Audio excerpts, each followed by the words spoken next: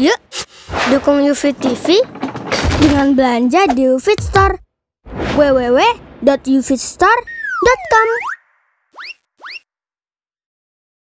Bismillahirrahmanirrahim. Assalamualaikum warahmatullahi wabarakatuh. Alhamdulillah rabbil alamin, wa bihi nasta'inu ala umri dunya waddin.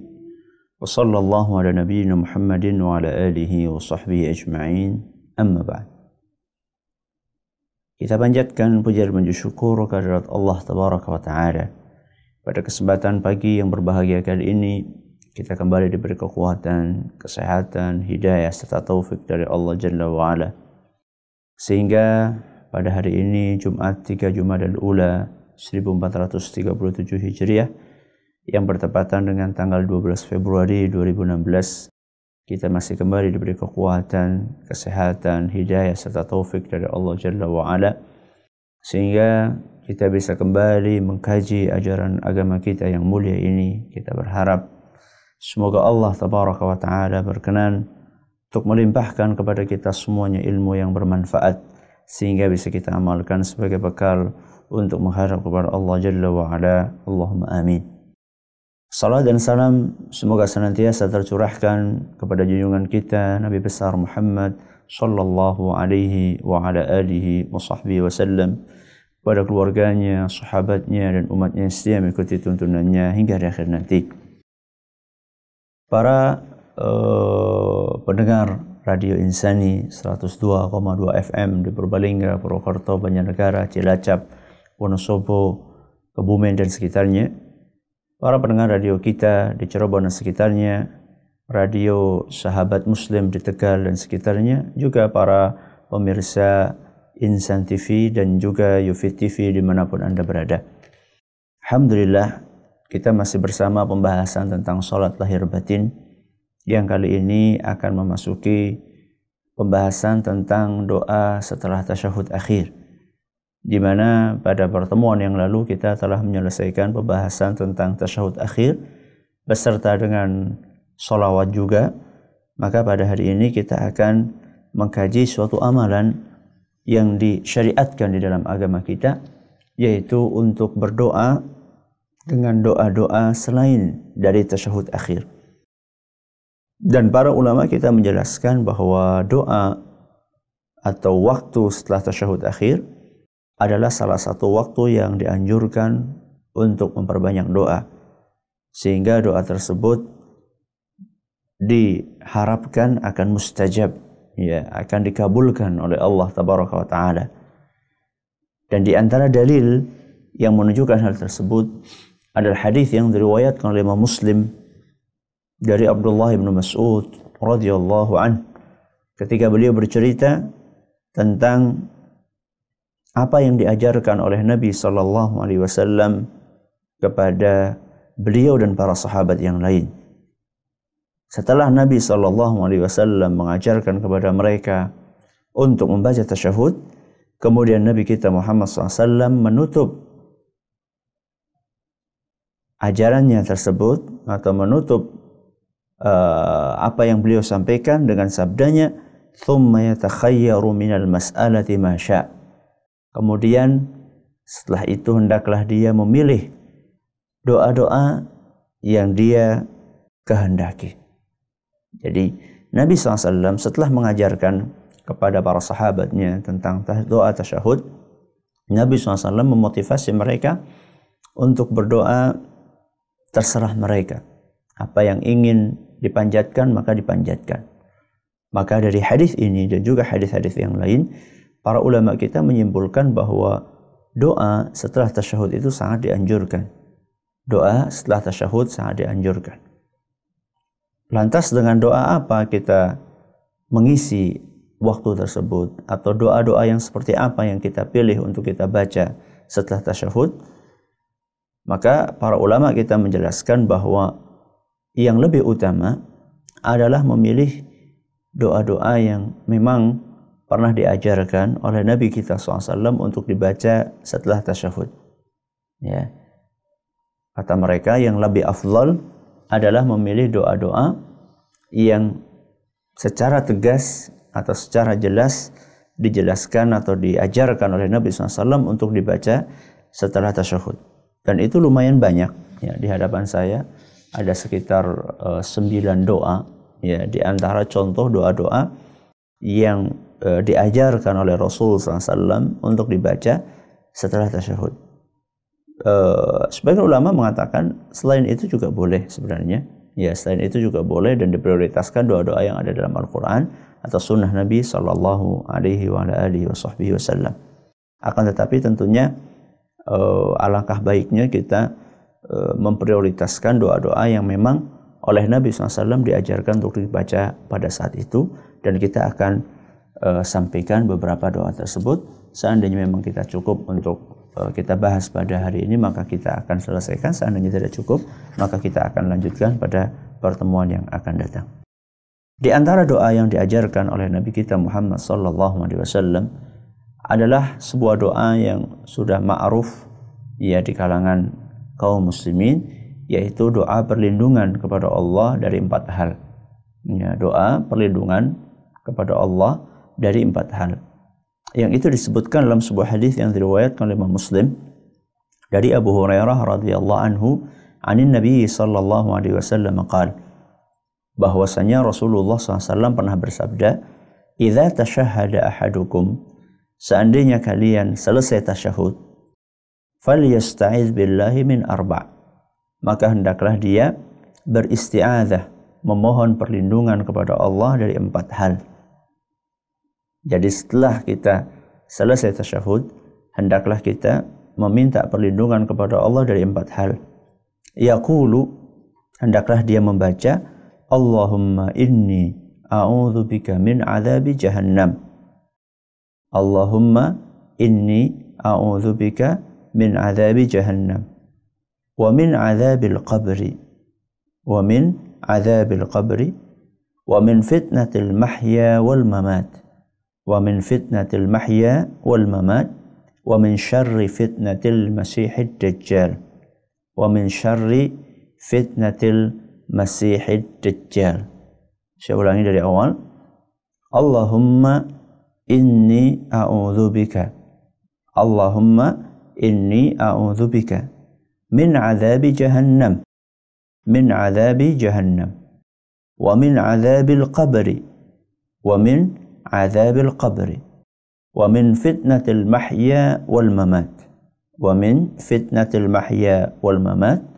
Wa min syarri fitnatil masihid dajjal. Wa min syarri fitnatil masihid dajjal. Artinya, Allahumma inni a'udzubika. Ya Allah, sesungguhnya aku mohon perlindungan kepadamu. Jadi di sini kita meminta perlindungan kepada Allah dari hal-hal yang jelek, dari hal-hal yang berbahaya, ya, dari hal-hal yang bisa merusak ya kehidupan kita di dunia dan di akhirat. Yang pertama yang kita mohon perlindungan kepada Allah adalah min azabi jahannam. Min azabi jahannam. Ya, karena azab jahannam adalah merupakan sesuatu yang menakutkan. Makanya kita memohon perlindungan kepada Allah. Dan tidak ada orang yang selamat dari azab jahannam kecuali orang-orang yang mendapatkan perlindungan dari Allah Subhanahu wa taala. Tanpa ada perlindungan dari Allah Azza wa Jalla, tidak mungkin seorang akan selamat dari azab jahannam. Oleh karena itu, seorang muslim sangat dianjurkan, bahkan menurut sebagian ulama diwajibkan. Jadi sebagian ulama berpendapat bahwa doa yang pertama ini wajib hukumnya untuk dibaca. Ya. Terlepas apakah itu wajib atau sunnah, doa ini tidak layak untuk kita abaikan, tidak layak untuk kita tinggalkan setelah kita membaca tasyahud. Allahumma inni a'udzubika min adzabi jahannam. Ya Allah, aku mohon perlindungan kepadamu dari azabnya jahannam, dari siksaan neraka jahannam. Kemudian yang kedua, wa min adzabil qabri, dan juga dari azab yang ada di kuburan, dan juga dari azab yang ada dalam kuburan. Sebagaimana telah maklum bahwa azab kubur ada, ya, azab kubur ada, disebutkan dalam banyak hadis, ya. Bahkan para ulama kita menyebutkan bahwa azab kubur adalah merupakan salah satu prinsip yang harus diyakini. Adanya azab kubur dan nikmat kubur adalah salah satu prinsip yang harus diyakini oleh seorang muslim. Itulah merupakan sebuah prinsip, ya, bukan masalah cabang, bukan masalah furu'iyah, bukan. Inilah salah satu prinsip agama yang harus kita yakini. Ya, wa min adzabil qabri, dan aku mohon perlindungan dari azab kubur. Ya, walaupun mungkin azab di neraka itu adalah lebih keras dibandingkan azab kubur, akan tetapi azab kubur harus kita mintakan kepada Allah agar kita dilindungi. Kenapa? Karena ketika seorang selamat di kuburannya dari siksaan, maka perjalanan berikutnya pun akan lebih mudah lagi.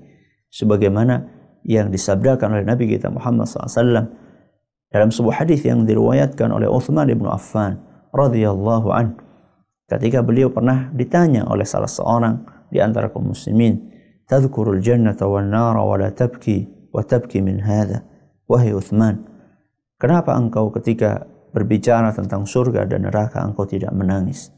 Ya, akan tetapi ketika engkau berziarah kubur, mendatangi permakaman kaum muslimin, engkau menangis.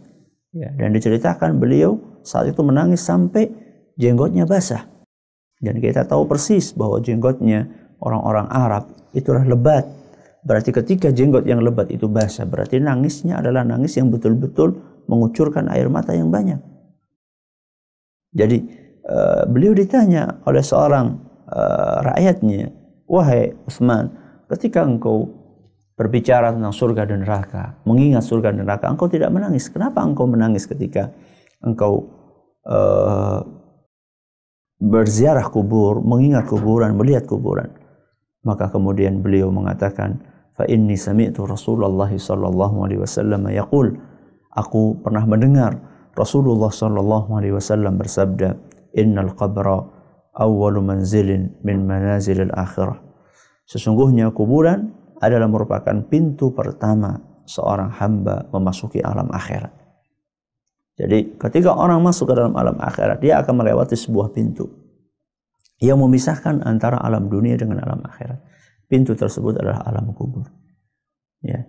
Jadi seorang akan melewati yang namanya alam barzakh. Alam barzakh adalah alam kubur. Ya. Kemudian beliau mengatakan, fa inna jaminhu fama ba'dahu aisar. Seandainya seorang hamba di alam kuburnya dia selamat, artinya dia selamat dari siksaan kubur. Dia mendapatkan nikmat yang ada dalam kuburan yang Allah berikan kepada orang-orang yang beriman. Fa inna jaminhu, seandainya dia selamat, fama ba'dahu aisar, maka sesungguhnya perjalanan berikutnya akan jauh lebih mudah. Subhanallah. Seandainya kita selamat di kuburan dari siksaan Allah, maka perjalanan berikutnya akan terasa ringan, akan terasa mudah. Wa illam yanju fama ba'dahu ashaddu min. Seandainya dia di kuburan saja tidak selamat dari azab kubur, di kuburan saja tidak selamat dari siksa, fama ba'dahu ashaddu minhu, maka ketahuilah bahwa perjalanan berikutnya, siksaan berikutnya akan lebih mengerikan dibandingkan siksaan yang ada dalam kubur. Nas'alullah salamul afiyah. Semoga Allah menyelamatkan kita dari siksaan kubur. Ini permohonan yang kedua. Jadi memohon agar lindungi dari siksaan kubur. Selanjutnya kata Nabi sallallahu alaihi wasallam, wa min fitnatil mahya wal mamat. Dan juga aku memohon perlindungan kepadamu ya Allah dari fitnahnya, dari ujian yang ada dalam kehidupan dan juga ujian yang ada di dalam kematian. Jadi orang ketika hidup dan mati akan diuji oleh Allah Subhanahu wa taala. Di dunia dia diuji dengan berbagai ujian. Dengan Allah ciptakan syaitan yang senantiasa berusaha untuk menggoda Bani Adam agar Bani Adam mau menjadi teman dia nanti di dalam api neraka. Waquduhan nasu wal hijarah, ya ayyuhalladzina amanu qu anfusakum wa ahlikum nara waquduhan nasu wal hijarah. Wahai orang-orang yang beriman, jagalah diri kalian dan keluarga kalian dari api neraka. Waquduhan nasu wal hijarah, yang bahan bakarnya adalah para manusia dan batu-batu. Jadi syaitan mengajak manusia untuk mengikuti jalannya supaya mereka nanti menjadi bahan bakarnya api neraka. Makanya di sini kita mohon perlindungan kepada Allah dari fitnah, dari ujian yang ada dalam kehidupan. Bukan hanya syaitan, kita juga dibekali oleh Allah Subhanahu wa taala dengan nafsu. Innan nafsa la ammaratun bis-su'. Sesungguhnya nafsu itu selalu menyuruh kepada keburukan.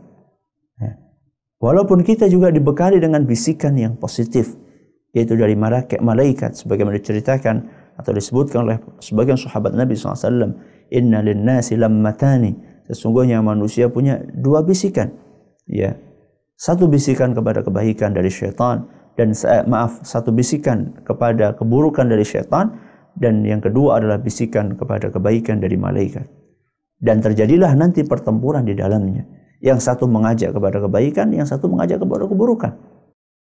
Ketika azan, yang satu mengatakan, masih baru azan. Ya, sholat di rumah juga enggak apa-apa kok. Ya, ngapain capek-capek ke masjid? Ini bisikan dari syaitan. Sedangkan bisikan yang kedua mengatakan, ayo, di masjid pahalanya lebih besar dibandingkan di rumah. Kamu berjalan ke masjid, satu perjalanan juga sudah mendapatkan pahala. Setiap langkahnya engkau akan mendapatkan pahala. Ya. Dan ini kita mohon perlindungan kepada Allah. Ya, man fitnatil mahya wa min fitnatil mahya. Aku memohon perlindungan kepadamu ya Allah dari fitnahnya kehidupan. Fitnahnya kehidupan banyak banget, dari syaitan, ya, dari nafsu, dari manusia. Ya. Karena manusia juga ada yang mewakili peran syaitan. Makanya di dalam surat An-Nas kita memohon perlindungan kepada Allah minal jinnati wan nas, dari jin dan manusia. Ya, jadi syaitan itu tidak mesti digambarkan dengan sesuatu yang mengerikan, yang jelek. Ya, bisa jadi syaitan itu adalah seorang yang tampan, seorang wanita yang cantik jelita. Ya, ketika dia mengajak kepada keburukan, ya, di layar kaca, tidak mesti syaitan itu adalah sesuatu yang mengerikan, ya, sesuatu yang sangar, ya, sesuatu yang wajahnya jelek. Bisa jadi syaitan itu wajahnya cantik. Dari kalangan manusia, ya, sangat cantik, membuka auratnya di depan umum, ya. Kemudian juga laki-laki, ya, yang ganteng-ganteng akan tetapi mengajak orang untuk berbuat maksiat. Mereka juga syaitan, dan itu juga ujian. Dan kita memohon perlindungan kepada Allah Subhanahu wa Ta'ala dari ujian tersebut. Wa min fitnatil mahya wal mamat, dan juga ketika mati juga nanti ada ujian. Ketika kita masuk kuburan pertama kali kita masuk ada ujian. Man rabbuka man nabiyyuka wa madinuk. Siapakah Rabbmu? Siapakah nabimu? Apa agamamu? Ini ujian yang akan nanti ditanyakan oleh Allah Subhanahu wa Ta'ala melalui para malaikat, ya, yaitu malaikat Munkar dan Nakir, ya, yang mereka siap untuk menanyai setiap manusia yang masuk ke dalam kuburan. Pertanyaan yang kelihatannya gampang untuk dijawab. Pertanyaan yang kelihatannya gampang untuk dijawab ketika kita masih hidup di dunia. Akan tetapi nanti di alam kubur beda. Di alam kubur berbeda dengan alam dunia. Pertanyaan ini, 3 pertanyaan ini di dunia mungkin bisa dijawab oleh anak TK. Bahkan anak PAUD pun bisa menjawab. Bahkan sebelum PAUD pun anak bisa menjawab. Anda pikir ketika kita menghafal itu di dunia, pasti bisa menjawab di akhirat? Belum tentu. Karena orang-orang yang bisa menjawab adalah orang yang beriman. Orang-orang yang konsekuen dengan apa yang dia ucapkan ketika di dunianya. Ketika dia mengucapkan raditu billahi rabba wa bil islami dina wa bi Muhammadin SAW nabiyya. Aku ridha Islam sebagai agamaku. Aku ridha Allah sebagai Rabbku. Aku ridha Muhammad SAW sebagai nabiku. Ada konsekuensinya. Ya. Ridha Islam sebagai agama. Bukan sekedar mengatakan aku ridha Islam sebagai agama. Akan tetapi betul-betul menjadikan Islam ini sebagai way of life. Ya, sebagai jalan kehidupan. Bukan hanya Islam kita pakai di masjid saja. Akan tetapi ketika kita berdagang, kita gunakan aturan Islam. Ya. Ketika kita berpolitik, kita gunakan aturan Islam. Ketika kita bertetangga, kita gunakan aturan Islam. Itu namanya betul-betul menjadikan Islam ridho Islam sebagai agama. Allah Subhanahu wa Ta'ala sebagai Rabb kita harus ridho dengan takdir-takdirnya, dengan aturannya. Nabi kita Muhammad SAW kita ridho sebagai Nabi juga sama. Ya, dengan ajarannya kita harus ridho, menerima. Andaikan belum mampu, maka kita terima terlebih dahulu bahwa itu bagian dari syariat Islam yang mungkin kita belum mampu untuk kerjakan. Jadi ketika kita mengucapkan syahadat, ya, semuanya ada konsekuensinya. Dan orang tidak akan bisa menjawab pertanyaan-pertanyaan yang ada di kuburan itu. Fitnatul mamat, ya, fitnahnya kuburan. Ya, gak mungkin seorang bisa menjawab itu kalau dia tidak konsekuen dengan apa yang dia ucapkan ketika di dunianya. Makanya ada orang-orang yang ketika di kuburan ditanya dengan pertanyaan-pertanyaan tersebut, ya, maka dia menjawab, la adri. Aku nggak tahu apa jawabannya. Dengan pertanyaan-pertanyaan yang gampang tersebut, dia nggak tahu apa jawabannya. Kemudian dia mengatakan, sami'tun nasa yaquluna faqultuhu. Ya. Aku dahulu ketika di dunia dengar orang ngomong kayak gini, maka aku ikut-ikutan ngomong. Berarti dia mengucapkan kalimat-kalimat tersebut, Rabbku adalah Allah, Nabiku adalah Muhammad, agamaku adalah Islam. Dia ucapkan itu bukan dari sesuatu yang ada dalam hatinya, akan tetapi dari sesuatu yang dia dengarkan apa yang diucapkan oleh yang dia dengarkan apa yang diucapkan oleh orang-orang, kemudian dia ikut-ikutan mengucapkan tersebut. Jadi dia cuma mengekor saja, cuma ikut-ikutan aja. Apa yang disampaikan oleh orang dia ikut-ikutan mengucapkannya. Tidak dia fahami, dia tidak resapi, dia tidak amalkan konsekuensinya. Dan itu tidak akan bisa dia menjawab pertanyaan itu di kuburan. Na'udzubillahi min dzalik. Ini adalah yang ketiga. Yang keempat, Nabi SAW mengatakan, wa min syarri fitnatil masihid dajjal.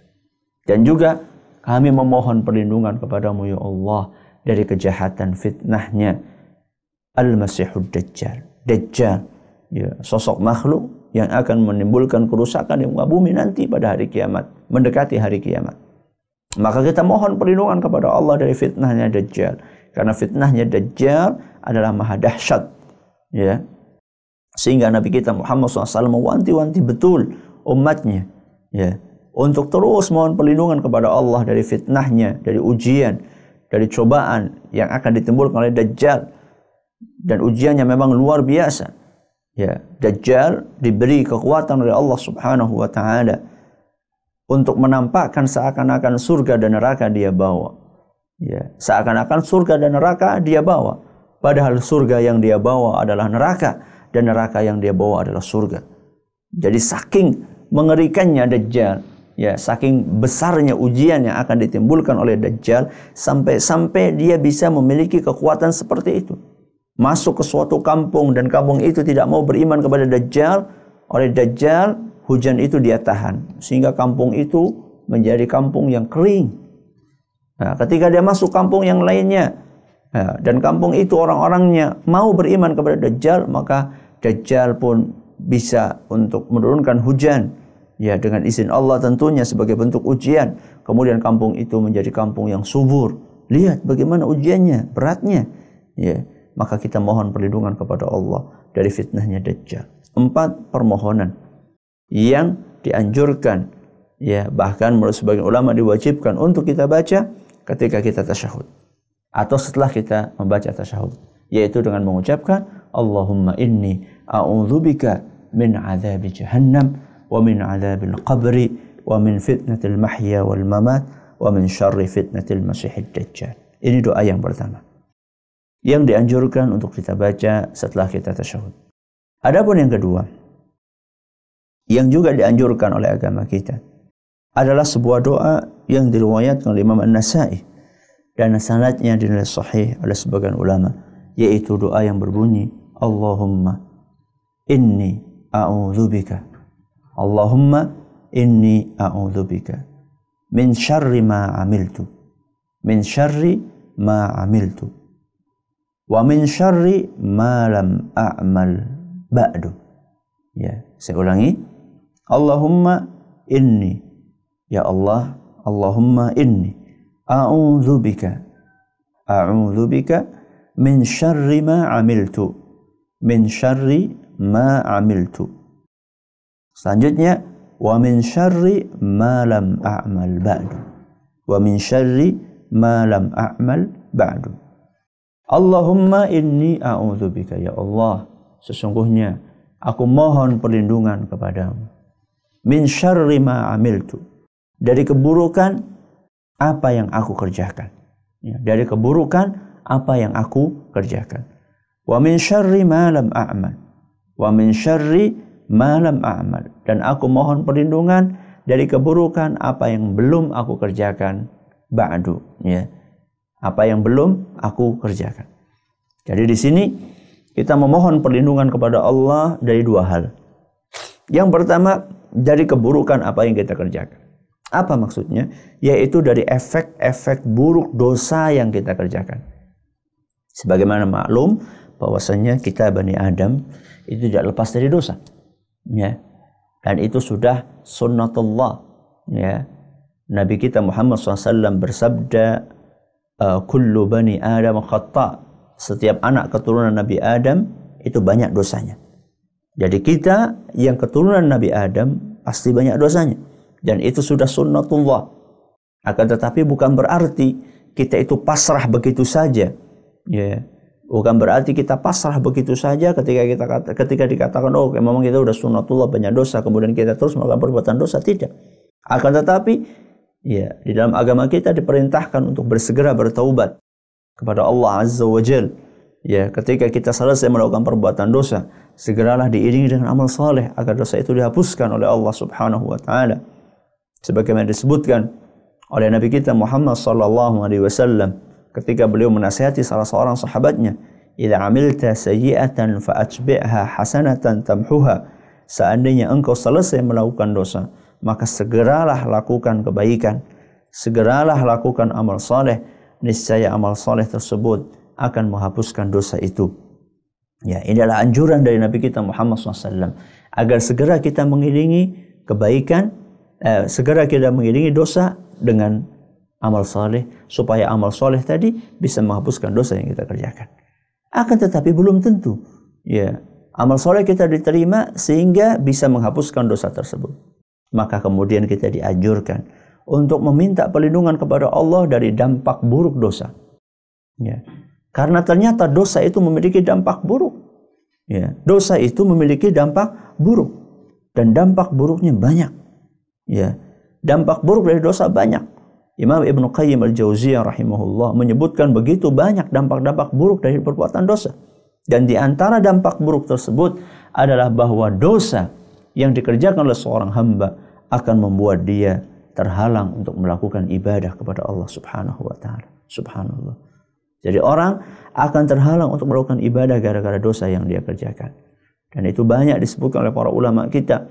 Orang-orang yang kesulitan untuk tahajud, ya, orang-orang yang kesulitan untuk bangun malam, bisa jadilah karena dosa-dosa yang dia kerjakan.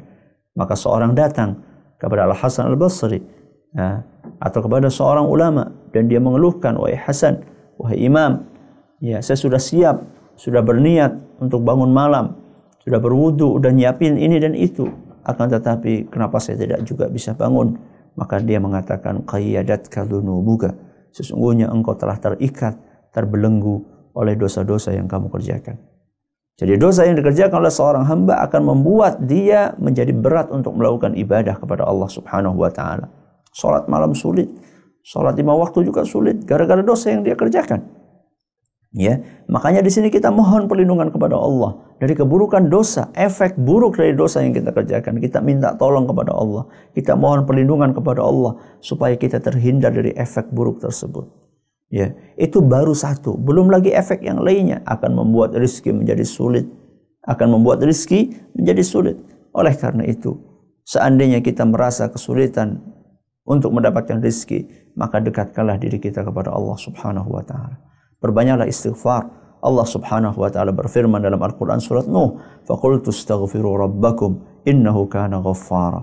Beristighfarlah kalian kepada Allah, mohonlah ampun kalian kepada Allah, innahu kana ghaffara. Sesungguhnya Dia Maha Pengampun. Kemudian setelah itu Allah Subhanahu wa taala menyebutkan efek dari istighfar. Kata Allah Subhanahu wa taala, "Yursilis samaa'a 'alaikum midrara." Ketika kalian berbanyak istighfar, maka Allah akan turunkan hujan yang lebat kepada kalian. Yursilis samaa'a 'alaikum midrara wa yumdidkum bi amwalin wa banin. Dan juga setelah itu Allah akan mencurahkan kepada kalian harta dan juga keturunan. Wa yumdidkum bi amwalin wa banin. Allah akan berikan kepada kalian, Allah akan curahkan kepada kalian harta dan juga keturunan. Wa yaj'al lakum jannatin, dan Allah akan jadikan kebun kalian subur. Wa yaj'al lakum anhara, dan sungai-sungai akan mengalir dengan deras. Jadi ini adalah efek dari istighfar. Ya. Makanya kita dianjurkan untuk segera memperbanyak istighfar. Ya, supaya apa? Supaya amalan kita atau dosa-dosa yang kita kerjakan bisa diampuni oleh Allah Subhanahu wa taala, dan juga kita akan mendapatkan efek-efek positif yang lainnya. Jadi ini doa yang kedua. Ya Allah, aku mohon perlindungan kepadamu dari efek buruk dosa-dosa yang aku kerjakan. Kemudian dan juga kita mohon perlindungan kepada Allah, wa min syarri ma lam a'mal ba'du. Dan aku mohon perlindungan dari buruknya apa yang belum aku kerjakan. Loh, sesuatu yang belum dikerjakan masa ada efek buruknya? Sesuatu yang belum dikerjakan masa ada efek buruknya? Maksud dari kalimat ini kata para ulama adalah minal hasanat, yakni min syarri tarkil amal biha. Jadi maksudnya adalah kita mohon perlindungan kepada Allah dari meninggalkan sesuatu yang seharusnya dikerjakan. Itu maksudnya. Atau dengan kata lain, ya Allah, aku mohon perlindungan kepadamu ya Allah dari perilaku tidak melakukan kebaikan. Jadi alias malas ibadah lah, kira-kira seperti itu. Ya Allah, aku minta perlindungan kepadamu dari perilaku malas untuk beribadah dan beramal kepadamu. Ya, beribadah kepadamu dan beramal untukmu. Jadi di sini kita minta perlindungan kepada Allah dari dosa-dosa yang sudah kita lakukan, agar kita tidak terkena dampak buruknya. Ya, ini yang pertama. Kemudian yang kedua adalah kita mohon kepada Allah Subhanahu wa taala agar Allah berkenan untuk melindungi kita dari sikap malas dari beribadah kepadanya. Subhanallah. Jadi doa yang luar biasa yang dianjurkan oleh Nabi kita Muhammad SAW. Adapun doa yang ketiga adalah sebuah doa yang disebutkan oleh Nabi kita Muhammad SAW dalam sebuah hadis yang diriwayatkan oleh Imam Ahmad. Dan hadis ini dinyatakan sahih oleh Imam Al-Hakim dan juga Imam Al-Zahabi, yaitu doa yang berbunyi, Allahumma hasibni hisaban yasira. Allahumma hasibni hisaban yasira. Ya Allah, hisablah aku, hitunglah amalanku dengan perhitungan yang mudah. Dengan perhitungan yang mudah. Bagaimanakah perhitungan yang mudah dalam beramal? InsyaAllah kita akan bahas pada pertemuan yang akan datang. Semoga bermanfaat buat kita semuanya. Terima kasih atas perhatiannya. Mohon maaf segala kurangnya. Kita dengarkan pertanyaan-pertanyaan yang barangkali sudah masuk ke meja redaksi kami. Ya, silakan. Ya, terima kasih Ustaz atas penyampaian materi di kesempatan pagi hari ini. Berkenan dengan doa setelah tasawuf akhir. Semoga bermanfaat dan juga kita mampu mengamalkan dari apa yang telah antum sampaikan di kesempatan pagi yang berbahagia ini. Kita langsung saja bacakan beberapa pertanyaan yang sudah masuk, dan kita langsung dari keluarga insan yang bertanya. Bismillah. Assalamualaikum Ustaz. Waalaikumsalam warahmatullahi wabarakatuh. Ustaz, bagi seorang yang sholat subuh tidak di awal waktu tapi di tengah bahkan di akhir waktu, apakah masih ada sholat fajar baginya? Terima kasih. Mohon penjelasannya. Ini tambahan dari saya Ustaz, dikarenakan kadang ada dari sebagian masjid sudah mengumandangkan iqamah, di masjid yang lain belum. Mohon nasihatnya Ustaz. Ya, seandainya waktu masih cukup untuk melakukan sholat sunnah tadi, maka lakukan sholat sunnah tersebut qabla subuh. Ya, akan tetapi seandainya waktunya sudah mau habis, ya, waktunya sudah mau habis, maka pada saat itu cukup bagi Anda untuk melakukan sholat subuh saja, karena waktunya sempit. Karena waktunya sempit. Ya. Seandainya waktunya sempit sekali dan tidak cukup kecuali hanya untuk ya melakukan sholat subuh saja 2 rakaat, maka prioritaskanlah sholat subuh sebelum lewat waktunya. Akan tapi seandainya waktunya cukup untuk melakukan sholat sunnah kemudian sholat subuh, maka silahkan dilakukan atau diawali sholat subuh Anda dengan sholat sunnah qabliyah subuh. Wallahu a'lam bishawab. Ya. Iya, terima kasih Ustaz atas nasihatnya. Kita lanjut pertanyaan dari pemirsa Insan TV yang bertanya. Assalamualaikum Ustaz. Waalaikumsalam warahmatullahi wabarakatuh. Dari saudara Rizal di Singkawang yang bertanya, dalam hadis Rasulullah Shallallahu Alaihi Wasallam tidak ada sholat bagi laki-laki yang mendengar adzan tapi tidak mendatanginya tanpa udzur. Hadis riwayat Ibnu Majah. Apakah maksud dari kalimat tidak ada sholat bagi laki-laki? Mohon pencerahannya Ustaz. Ya, tidak ada sholat maksudnya sebagian ulama mengatakan sholatnya tidak sah. Ya, tidak ada sholat menurut sebagian ulama maknanya sholatnya tidak sah. Artinya kalau ada orang laki-laki mendengarkan suara azan, ya kemudian dia tidak segera ke masjid tanpa ada alasan, maka sholat yang dia kerjakan tidak di masjid itu tidak sah. Ini menurut sebagian ulama. Sebagian ulama yang lain berpendapat maksudnya adalah tidak sempurna sholatnya. Jadi maksud dari la sholata, tidak ada sholat, maksudnya sholatnya tidak sempurna. Artinya dia tetap sah sholatnya, akan tetapi pahalanya sangat jauh dibandingkan orang yang pergi berjamaah di masjid. Nampaknya pendapat yang kedua ini lebih mendekati kebenaran. Wallahu a'lam bishawab. Ya wallahu a'lam bishawab artinya bahwa la salata, ya tidak ada salat, maksudnya tidak ada salat atau salat dia tidak sempurna. Dan memang ada perbedaan pendapat di antara para ulama mengenai hukum salat berjamaah di masjid bagi kaum pria. Ya, ada yang mengatakan wajib, ada yang mengatakan fardu ain, ada yang mengatakan fardu kifayah, ada yang mengatakan sunnah muakkadah, bahkan ada pula yang mengatakan syarat sahnya salat. Ya, syarat sahnya salat. Wallahu a'lam bishawab. Nampaknya yang lebih kuatlah pendapat yang mengatakan bahwa salat berjamaah di masjid bagi kaum pria hukumnya adalah fardu ain. Wallahu a'lam. Karena dalil-dalil yang begitu kuat yang mereka bawakan, dan bukan saat ini waktu pembahasan untuk mengkaji masalah tersebut. Ya. Terima kasih Ustaz atas nasihatnya. Kita lanjut pertanyaan berikutnya. Kami gabungkan dari beberapa pertanyaan yang serupa. Assalamualaikum Ustaz. Waalaikumsalam warahmatullahi wabarakatuh. Apakah dalam doa sujud boleh menggunakan bahasa Indonesia atau bahasa yang lain dikarenakan banyaknya redaksi setelah membaca doa tersebut, misalnya doa dari 4 perkara kemudian dilanjut dengan doa dengan bahasa Indonesia. Mohon nasihatnya Ustaz. Wallahu alam, ya, ada sebagian ulama membolehkan untuk membaca doa di dalam sholatnya dengan bahasa selain bahasa Arab. Akan tetapi kami pribadi cenderung kepada pendapat ulama yang mengatakan memilih doa-doa yang beredaksi berbahasa Arab itu lebih aman insyaallah, ya, dan juga lebih selamat, melepaskan diri dari perbedaan pendapat polemik ulama dalam masalah itu.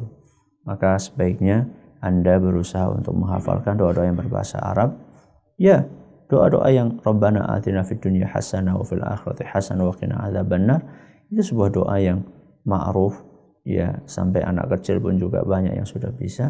Maka itu lebih insyaallah mendatangkan ketenangan di dalam hati. Wallahu a'lam bishawab. Ya, terima kasih Ustaz. Kita lanjut pertanyaan dari pendengar Radio Insani. Assalamualaikum Ustaz. Waalaikumsalam warahmatullahi wabarakatuh. Ustaz, apa hukumnya seorang laki-laki yang mengimami sholat jamaah dengan satu orang non-mahram? Hal ini sering terjadi karena biasanya laki-laki tersebut adzan, iqamah sampai menjadi imam. Dan hanya ada satu makmum yaitu non-mahram tersebut. Apakah yang harus dilakukan oleh laki-laki tersebut? Apakah tetap menjadi imam atau seperti apa? Mohon nasihatnya Ustaz.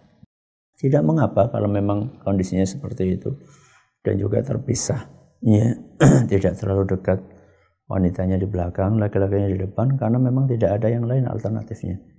Walaupun sebenarnya wanita itu dianjurkan untuk sholat di rumahnya, tetapi seandainya dia berangkat ke masjid maka tidak mengapa, ya, yang penting jaraknya cukup jauh, aman, ya, itu lebih baik insyaallah. Agak jauh, ya, supaya tidak timbul fitnah. Nabi SAW mengatakan khairu sufufir rijali awwaluha wa khairu sufufin nisa'i akhiruha. Sebaik-baik safnya laki-laki adalah yang paling depan, dan sebaik-baik safnya perempuan adalah yang paling belakang. Nah, jadi ini adalah untuk menjauhkan jarak antara jamaah putra dengan putri. Ya, maka insyaallah tidak mengapa. Terkhusus lagi seandainya tidak dikhawatirkan timbul fitnah. Wallahu a'lam bishawab. Ya, terima kasih Ustaz atas nasihatnya. Ini juga menjadi jawaban dari penanya Ummu Afi yang bertanya. Namun ada tambahan dari pertanyaan beliau. Apakah seorang perempuan yang mengikuti salat Jumat, apakah ada kewajiban juga untuk melaksanakan salat duhur, Ustaz? Bagi wanita yang sudah menunaikan salat Jumat maka tidak ada kewajiban insyaallah untuk menunaikan salat zuhur, ya, karena salat zuhur sudah menggantikan salat Jumat. Wallahu a'lam bishawab. Ya, terima kasih Ustaz atas jawabannya. Kita lanjut pertanyaan berikutnya dari hamba yang bertanya. Assalamualaikum Ustaz. Waalaikumsalam warahmatullahi wabarakatuh. Ustaz, bagaimana cara mengerjakan sholat rawatib 4 rakaat sebelum duhur? Apakah dengan 1 salam atau dengan 2 salam, Ustaz? Lebih afdhalnya dikerjakan dengan 2 salam karena amalannya lebih banyak. Ya, karena amalannya lebih banyak dibandingkan yang 1 salam. Jadi dia ketambahan salam ya dibandingkan orang yang langsung 4 rakaat. Jadi lebih afdhalnya 2 rakaat salam kemudian 2 rakaat lagi. Ya. Ya, terima kasih Ustadz. Pertanyaan terakhir Ustadz dari Umu Saad yang bertanya, ini juga sering sekali ditanyakan. Bismillah, Assalamualaikum Ustadz. Waalaikumsalam warahmatullahi wabarakatuh. Tentang bacaan Al-Fatihah bagi makmum ketika salat jahriyah, mohon nasihatnya seperti apa yang sebaiknya diikuti. Ya, ada 2 pendapat di antara para ulama. Ada yang mengatakan dalam salat jahriyah makmum tetap membaca Al-Fatihah, dan pendapat yang kedua mengatakan tidak perlu membaca Fatihah, cukup mendengarkan bacaan imam. 2 pendapat ini sama-sama kuat, ya, sama-sama punya argumen baik dari kalangan ulama klasik maupun ulama kontemporer. Ya, kalau saya pribadi cenderung kepada pendapat yang mengatakan tetap membaca surat Al-Fatihah, tetap membaca surat Al-Fatihah. Dan juga saya menghormati saudara-saudara kami yang tidak membacanya, karena inilah masalah ijtihadiyah, masing-masing punya dalil. Dan saya sampai saat ini cenderung kepada pendapat yang tetap membaca Al-Fatihah walaupun dalam sholat jahriyah. Wallahu a'lam bishawab. Terima kasih atas perhatiannya. Mohon maaf atas segala kurangnya. Kita tutup dengan membaca Subhanakallahumma bihamdik, asyhadu an la ilaha illa anta, astaghfiruka wa atubu ilaik. Assalamualaikum warahmatullahi wabarakatuh.